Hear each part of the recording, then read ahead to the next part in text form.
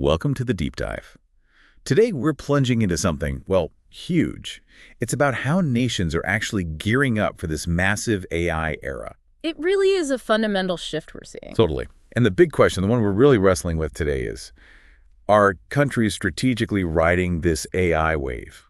Or are they maybe, just maybe, getting pulled under by, reacting moment to moment? That's the core of it. To get into this, we're looking at the brand new national AI action plans that just dropped from the US and China. Right. And we're bringing a unique perspective to this. We're using the framework from our organization, the Human Adaptability and Potential Index, or API, specifically our HAPI Gap Analysis Report. Okay, API. So this isn't just about the tech itself. Exactly. A lot of analyses look at, patents, chips, the usual tech outputs, but our HAPI framework flips that. We ask what we think is the crucial question. How well will people and systems actually adapt? Adaptability, right? Yes. So this deep dive uses our HAPI report, which came out this July, right alongside these plans as a lens. We're measuring these national blueprints really focused on human resilience, human potential. Okay, so let's unpack that. Our sources are calling AI a tidal shift. That's quite an image. Makes you think, doesn't it? Wherever you're listening from, what does that actually mean for your country? And maybe the basic question first. Why does every nation even need an AI action plan right now? Is it just about keeping up with the Joneses, technologically speaking? That's a great starting point. And no, we really don't see it as just a tech race tool. We think of it more like a digital constitution. The digital constitution. Interesting. Yeah, it's a living document, right? It reflects a country's whole economic philosophy, its social priorities, its vision for its people long term. It's like the blueprint for the foundation, not just the fancy gadgets you build on top. Right, the underlying structure for this new era. And the sources we looked at really drill down on why this blueprint is so vital. First off, maybe the most important, safeguarding human dignity. Absolutely critical. Because without a plan, AI could just displace people left and right, couldn't it? These plans are meant to make sure transitions are, well, humane, guided. That means retraining, sure, but also things like emotional support, which gets missed a lot, and real commitment to lifelong learning. It's about not pulling the rug out without offering a hand up. Exactly, which ties into the second point, harnessing productivity. We hear these crazy numbers, like AI could 10x output. Huge potential, yeah. But that potential doesn't just happen, does it? You need the infrastructure, the incentives, the roadmaps all lined up. These plans are supposed to align whole industries around shared goals so a nation can actually get that productivity boost. Otherwise, it's just potential energy, never kinetic. Then there's this risk of avoiding fragmentation. Imagine every city-state company doing its own AI thing, competing frameworks. Chaos. Total chaos. It would drain resources, create confusing standards, massive inefficiencies. So a national plan brings that coordination, a unified direction. And finally, it's about your place on the world stage, participating in global governance. Ah, the global picture. Yeah. Having a clear, thought-out plan shows you're ready, you're thinking ethically, you're technologically mature. It basically earns you that seat at the global AI table, lets you influence the rules everyone else might have to play by. Without it, you're on the sidelines. Pretty much, yeah. Yeah. Especially as these global AI standards are forming right now. Okay, so fast forward to July 2025. The US and China drop these big, ambitious plans. But what's striking is how different their worldviews seem to be. It's like they're using AI to paint totally different pictures of the future. It really is fascinating. The source material nailed it. AI doesn't just reflect intelligence, it reveals intent. Intent, okay. And this is where you see the deep, almost philosophical DNA of each country surface. Think way back, like Confucius talking about harmony through structure, leading by example. Right, versus someone like, say, Jefferson, talking about laws evolving with the human mind that focus on individual liberty, the frontier spirit. These aren't just historical footnotes. They show how these nations approach governing their future based on how they see their people. It's identity playing out in AI strategy. Let's dig into the U.S. plan first then. The U.S. plan. Infrastructure and innovation. Our sources call it a battle cry for innovation supremacy. Yeah, that captures it. It clearly frames AI as this engine for, well, everything. Economic reinvention, military edge, speeding up science. The core idea seems to be frontier first, worker second. That's a provocative framing. And the government's role. Essentially, let the private sector build. We'll just clear the runway. But doesn't that create tension? Does that worker second part risk leaving people behind? It's a valid concern, and the plan tries to address it, but the emphasis is definitely clear. You see it in the priorities. First, big push for deregulation, cutting red tape, even rolling back some previous executive orders to really unleash the free market. Clearing the runway, like you said. Exactly. Then, huge investments in innovation infrastructure. Things like more computing power access, pushing open source tools, setting up these AI centers of excellence, all about speeding up tech deployment. Okay. And the workforce. So for the workforce transition, they acknowledge the disruption. There are plans for retraining, apprenticeships, tax breaks for companies that upskill workers, and it's implemented through decentralized execution. Federal money flows to states based on how AI-friendly they are. It's incentives over mandates. So the core belief is speed. Scale. Yeah. Private sector leads. Pretty much. Speed, scale, private sector innovation, government gets obstacles out of the way. That's the underlying faith. Okay, now let's pivot. The China plan. Diplomacy and governance. This sounds different, not just a domestic thing, but like global invitation. It really is positioned that way. It strongly echoes that Confucian idea.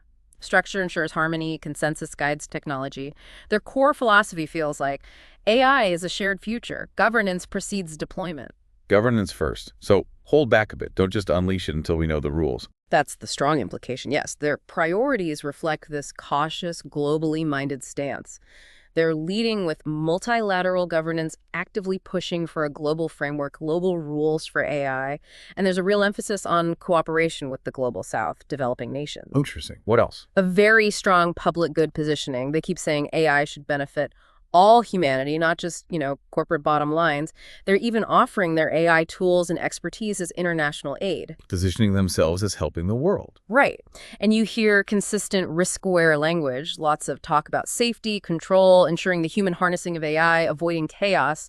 It all points towards central coordination, proposing a global AI cooperation body managed through structured diplomacy. So their belief is get the rules right first.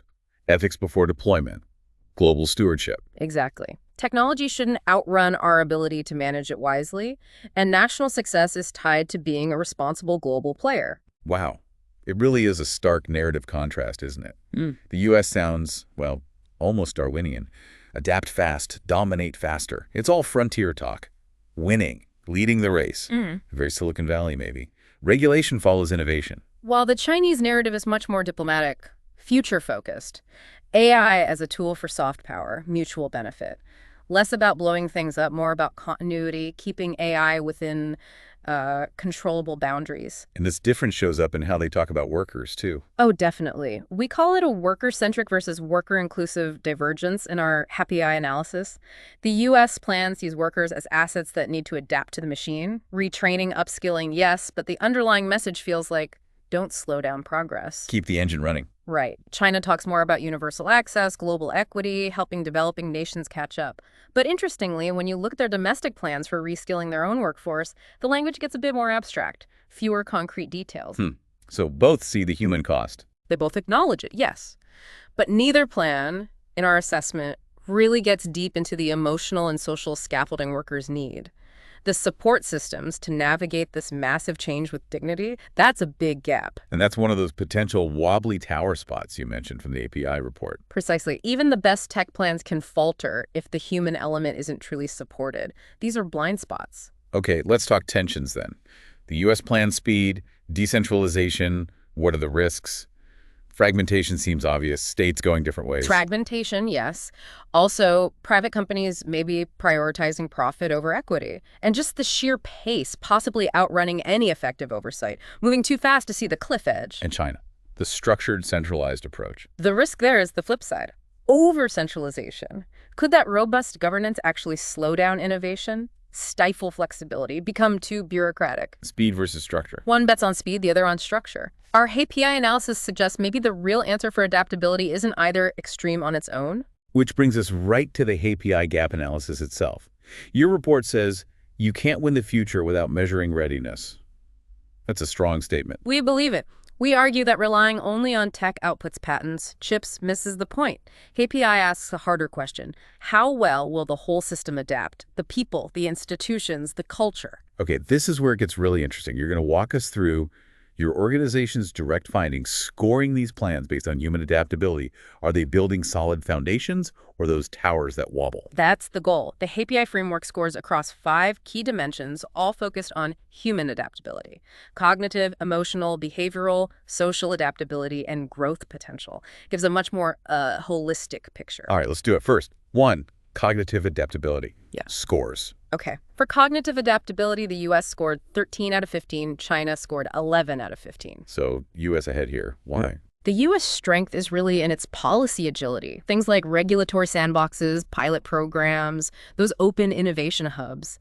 They allow for rapid feedback, quick adjustments. It's like the system can think adaptively. It's fast, curious, willing to test governance ideas in real time. And China. China scores well for its strategic vision, that push for a global governance framework, a rule-based order that shows deep cognitive framing, long-term thinking.